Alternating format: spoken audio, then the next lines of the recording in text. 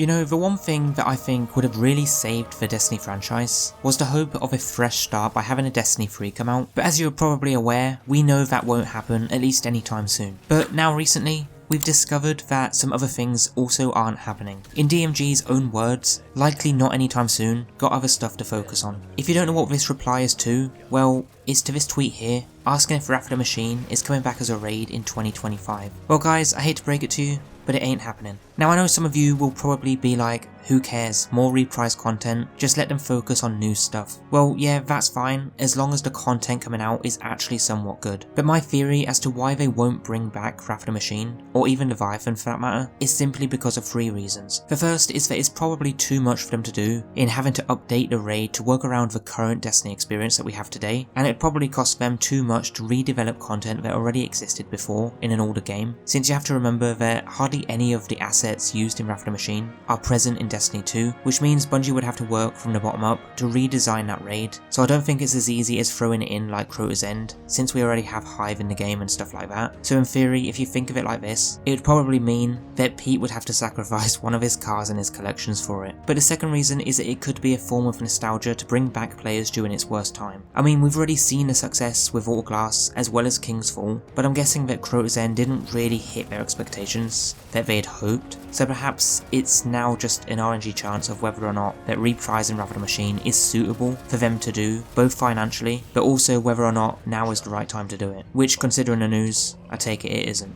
You also got to take into consideration that they'd have to release it free for everyone, which we already know that their resources have already been drained massively over the past 2 years. The last reason I believe, which is probably the reason I think is more likely than any, is because it doesn't fit with the current story developments in Destiny 2. So perhaps one day in the future, we'll get a Seaver expansion inside of Destiny 2, which would lead to Wrath of the Machine being reprised, but it is worth bearing in mind though, that if they follow the same format for Frontiers in future years of Destiny 2, it's unlikely that we'll get Wrath of the Machine returning because of over-delivery. Their goal is to only produce 1 raid and 1 dungeon per year moving forward, as they mentioned previously, and then expand on that content for more replayability, which again would be more suitable for them in terms of cost developments, because why make new stuff or re-release old content by having to rework or restructure the whole thing when you can just expand on the content that you already have. It's technically cheaper. I honestly think that we're in a stage in Destiny now, as a whole, where Bungie have accepted that player retention is so low to the point that they have to either lay off more employees to cut down costs in their development, which is why I think that moving forward for the year of Frontiers, I think we're going to see more use of the same content rather than seeing new content. And I'm not just talking about reusing a new raid or dungeon that they release, but reusing content that existed in Destiny 2's recent time. So things like seasonal content that they've made over the past 20 seasons, because guys, there is a lot, and I mean a lot of seasonal content that we've had in the past. Some great, some bad, so why wouldn't they reuse some of that content and improve upon it? That is, if it were to make some sort of sense with the game and the story development. It'd be cheaper for them, and it'd also mean more replayability for the content too, but also, I think it's likely that the time it takes to make that possible would be significantly less too. I mean, it's probably also the reason why they made another Onslaught for Episode Revenant. They saw how successful it was from Into the Light's free DLC pack, and they basically thought to themselves, how can we basically replicate that success? Well, just duplicate the activity and make a few changes. I know it's not as simple as just hitting copy and paste, but when you already have the core design and idea in place, it's so much easier and less time consuming to remake content like that,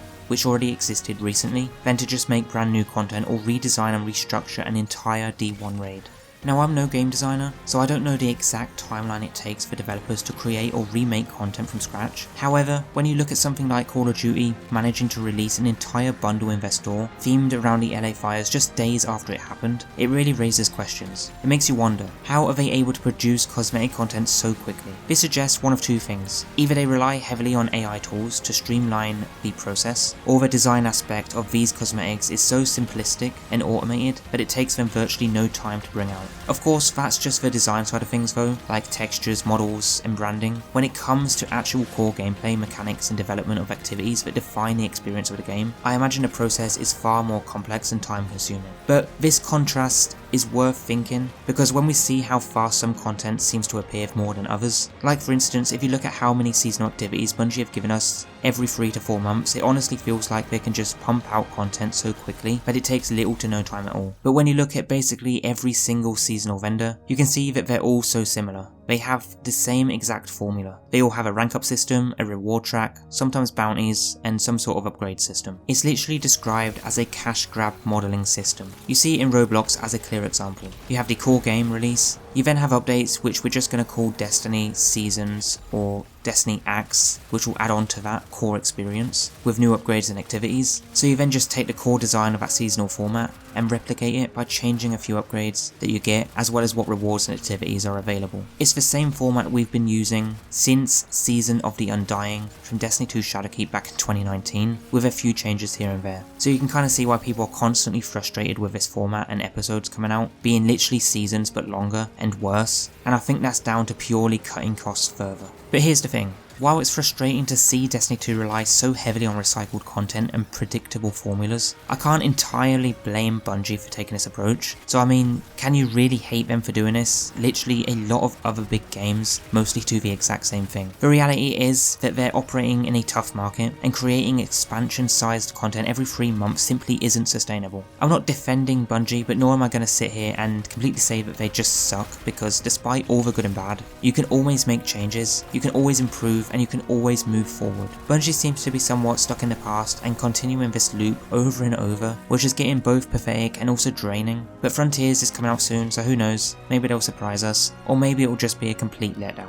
I think Bungie are pretty solid when it comes to making expansion related content, but when it comes to the seasonal stuff, it just ain't happening. For a $10 or $12 season, you're getting what you pay for, right? A basic battle pass or season pass, you get your standard seasonal activities, a few weapons and exotics, and then a bit of story content. I mean, you see the events in Destiny follow the same formula, right? You see the event vendor come out, looks exactly the same year over year with nothing to minimal changes. One year they eventually introduced the event card, which I thought was just another scummy tactic to try and get a bit more money. But Destiny generally has the worst event system ever out of all games that I've seen. I've not seen any other game make events so bad like Destiny 2. Heck, even Call of Duty, and trust me, Activision have their manipulation tactics right down to the bottom. They make new bundles in the store, and then they lure everyone to the store saying there's free stuff in there, but it's actually just a free double XP token for 15 minutes. How very generous of you for that free XP token. It's not like it was a double XP weekend, where you can't even use the token anyway, right? Anyway, the point is that expansions in Destiny 2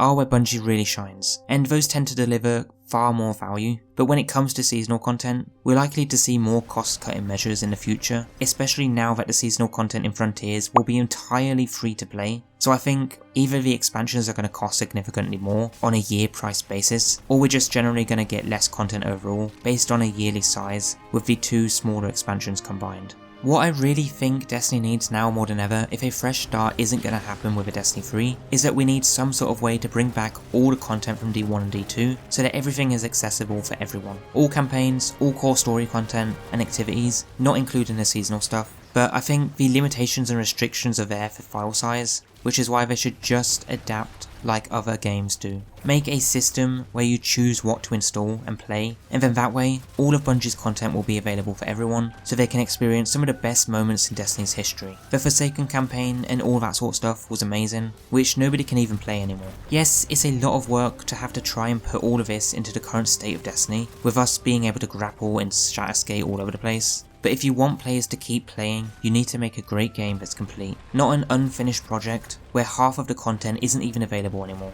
For new players, it just sucks, and it sucks horribly. Anyway, I've kept you here long enough. If you made it this far, thanks for watching. I really appreciate your time, and I'd love to hear your thoughts down in the comments below. Do you think that Wrath of the Machine should come back, and how do you feel about Bungie reusing old content? Let me know, because I do read every comment, and don't forget to stick around for episode Heresy next month, where I'll be covering a lot more content. Take care, Guardians, and I'll see you in the next one.